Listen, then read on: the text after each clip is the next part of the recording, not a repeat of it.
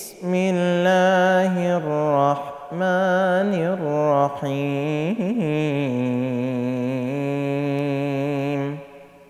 يا أيها الذين آمنوا كتب عليكم الصيام كما كتب على الذين من قبلكم لعلكم تتقون أياما معدودات.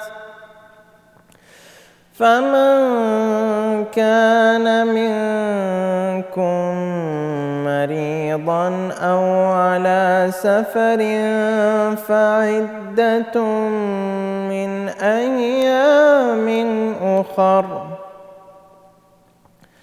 وعلى الذين يطيقونه فدية طعام مسكين، فمن تطوع خيرا فهو خير له، وأن تصوموا خير لكم إن كنتم تعلمون.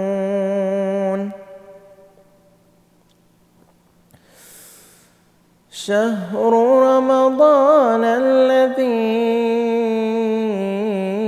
أنزل فيه القرآن هدى للناس وبينات من الهدى والفرقان،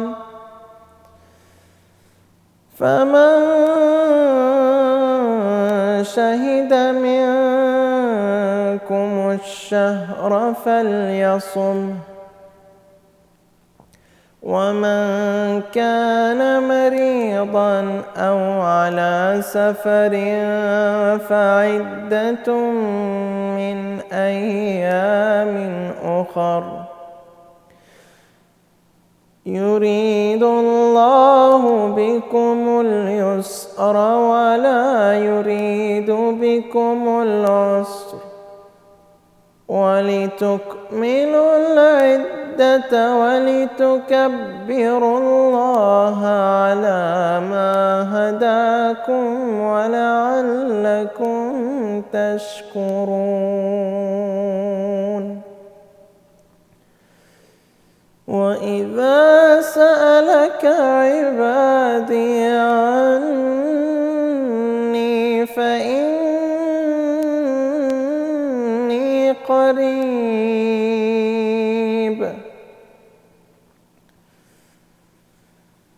أجيب دعوة الداع إذا دعاني فليستجيبوا لي وليؤمنوا بي لعلهم يرشدون. صدق الله العلي